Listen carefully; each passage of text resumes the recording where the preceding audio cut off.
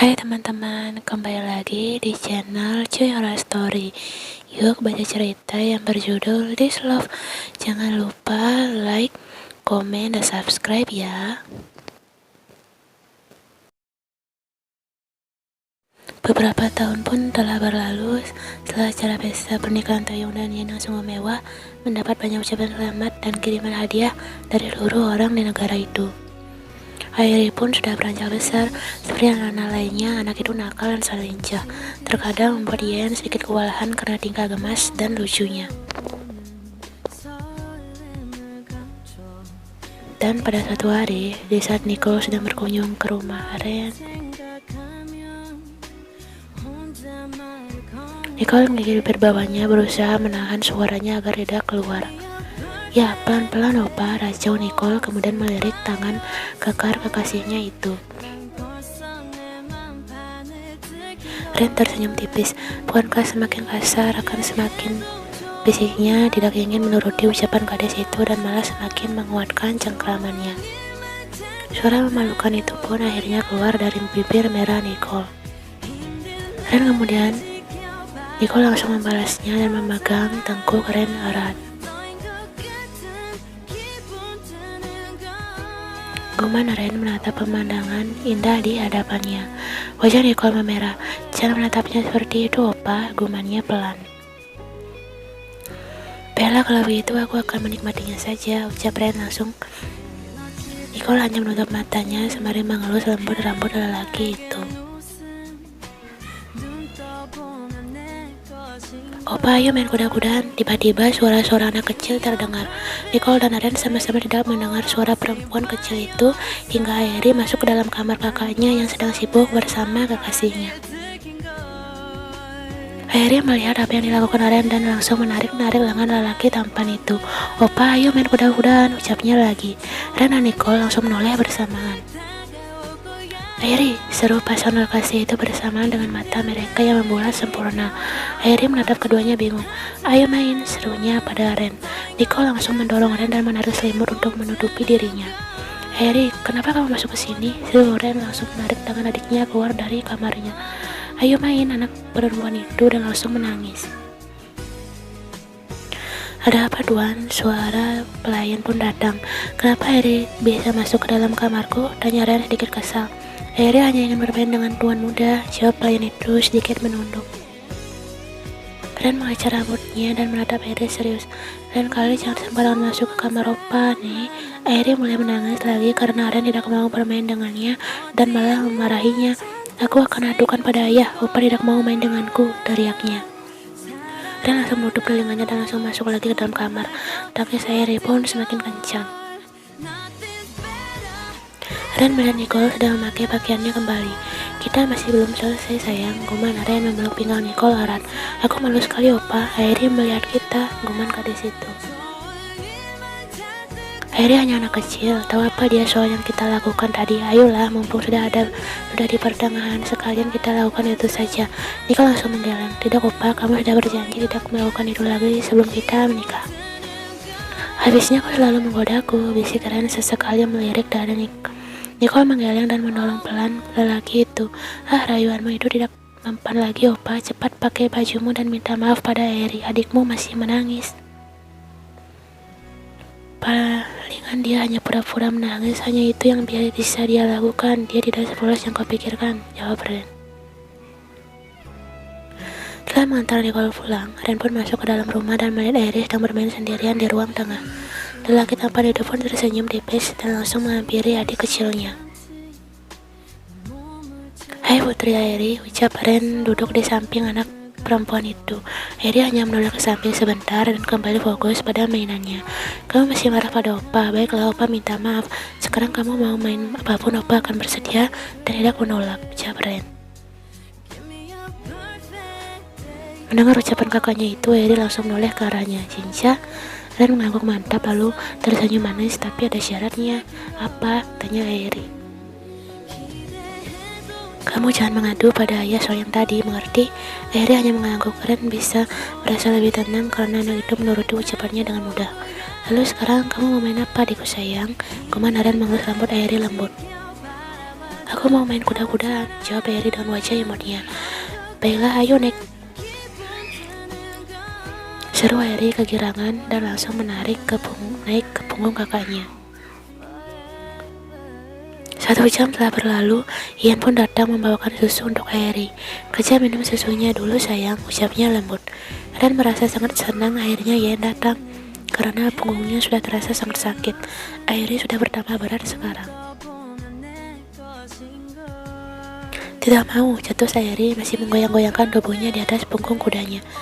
Minum susu dulu Eri, biar kuat, ucap Ren mulai terengah-engah. Eri jangan bandel, ayo minum susunya, ucap Ian tegas. Eri pun akhirnya mau turun dari punggung Ren. Ren langsung mengempaskan tubuhnya di sofa. Punggungnya terasa sakit dan pegal-pegal. Lihatlah, kamu membuat Renopa kesakitan. Lain kali jangan main tidur terlalu lama, Raso. Cuma Ian pada Eri yang sedang duduk di pangkuannya.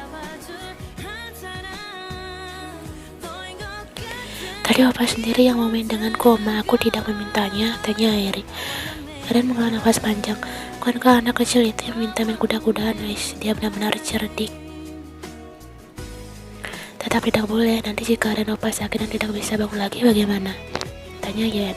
Eri pun memasang wajah bersalahnya. Baiklah, Eri minta maaf. Eri pun menoleh ke Ren yang masih berbaring di sofa. Maaf Opa, bencana adikku sayang, jawab Ren tersenyum manis.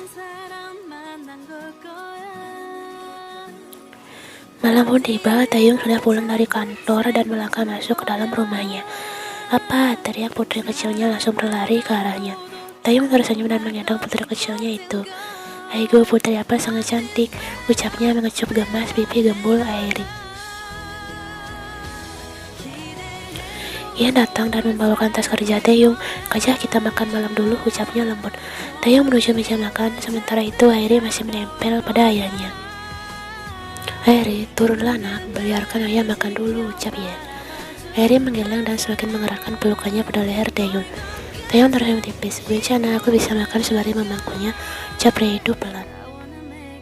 Ian hanya menghela nafas dan geleng-geleng kepala. Ia pun mengambilkan makanan untuk suaminya. Di mana Ren? Tanya Taeyong karena Ren tidak ada di sana. Mungkin masih mengerjakan tugas kuliahnya. Ya, biar lembut. Tak lama lelaki tinggi itu pun terlihat menuruni tangga dan langsung duduk di meja makan. Ayah sudah pulang. Ren kemudian melihat Eri yang duduk di pangkuan ayahnya.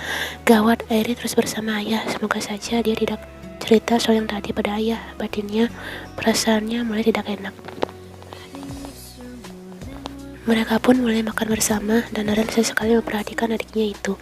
Tapi sepertinya Eri tidak akan menceritakan apapun pada ayahnya, mengingat anak kecil ini masih tidak mengerti apa-apa, pikir Ren.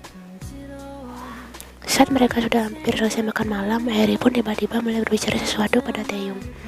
Apa tadi Ren Opa tidak mau main kuda-kudaan denganku, ucap Eri dengan wajah imutnya. Ren pun langsung membeku setelah mendengar ucapan adiknya itu. Shinja, kenapa kamu tidak mau bermain denganmu? Tanya Taeyong masih fokus mengunyah makanannya. Opa di kamarnya sedang mimik susu milik Nico Oni. Karena itulah Opa tidak mau main denganku, aduh Eri.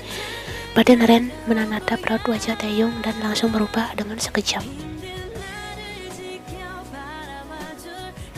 Taeyong kemudian menatap Ren tajam dan mengambil sendok di sebelahnya lalu memukul kepala Ren menggunakan sendok makan itu. Aduh ayah, ringas Ren memegangi kepalanya. Akhirnya pun langsung tertawa-renyah melihat kakaknya yang seperti itu. Lalu apalagi yang sudah kau lakukan pada Nicole? Tanya Taeyong. Tidak ada lagi ayah, aku juga sudah tahu batasanku dengan Nicole. Kami tidak akan lewat batas, ucap Ren membela diri. Lagi tambahnya dalam hati. Lagi pula, diam, ucap Taeyong memotong ucapan Ren menggunakan sendok makan. Lelaki tampan itu kembali memegang kepalanya. Oma, lihatlah ayah melakukan KDRT padaku, reneknya. Ian hanya tersenyum tipis lalu mengusap-usap lembut kepala Ren yang tadi dipukul sendok oleh Taeyong. Sudahlah Opa, jangan memukul anak kita lagi. Yang terpenting dia tahu batasannya. Ren pun tersenyum. Ibunya memang selalu membelanya. Lagian kenapa ya tidak suka? Bukankah waktu muda dulu ya juga seperti itu, bahkan lebih ekstrem lagi, ucapnya. Taeyong langsung mendelik Ren tajam. Dari mana kau tahu? Sejak digital lah ya, dirimu dulu suka gonta-ganti wanita kan? Gumam Ren sambil geleng-geleng kepala. Itu kan wajar saja karena ayah sudah bekerja dan bisa menghasilkan uang sendiri. Dan sekarang kau masih kuliah, jangan harap bisa bebas melakukan apapun, sahut Taeyong. dan memutar bola matanya. Memang tidak ada yang bisa melawan ayahnya itu berdebat. Pada saja Eri benar-benar menyebalkan. Ternyata anak ini lebih banyak menuruni sifat ayah daripada ibunya. Susah payah dia membuat janji dengan Eri agar adiknya itu tidak mengadu pada ayahnya, dan susah payah menuruti keinginannya main kuda-kudaan. Endingnya Eri mengadu juga, benar-benar licik. Taeyong keluar dari kamar mandi dan melihat Yen sudah berbaring tanpa tidur. Ia tersenyum tipis, kemudian langsung berbaring di samping gadis itu. Yen rasakan tangan Taeyong sudah melingkar di pinggangnya. Ia tersenyum sembari memegangi tangan pria itu. Sarangi, guman Taeyong. Mendengar itu, Yen langsung membalikkan tubuhnya dan menatap lekat wajah pria itu di depannya. Meskipun kerutan sudah terlihat di wajahnya, namun Taeyong masih terlihat tampan, apalagi jika dilihat dari dekat seperti ini. Lalu Sarangi, jawab Yen. Kamu tidak ingin punya anak lagi? Tanya Taeyong sembari tersenyum lebar. Bagiku dua saja sudah cukup, Opa. Mengurus air dan Aren yang selalu bertengkar saja sudah pusing, apalagi nambah satu lagi, jawab Yen. Kupikir kamu masih ingin punya bayi lagi. Aku masih kuat kok sayang, goda Taeyong. Ingat umur kita sudah tidak muda lagi, Opa. Rambutmu sudah mulai berubah, ucap Yen tertawa kecil. Sembarangan, aku belum memiliki uban sayang, seru Taeyong tidak terima dan langsung memeluk wanita itu dengan erat. Yen pun memeluk pinggang Taeyong. Aku sangat bahagia bisa menjadi pendampingmu selamanya, Opa, ucapnya lembut.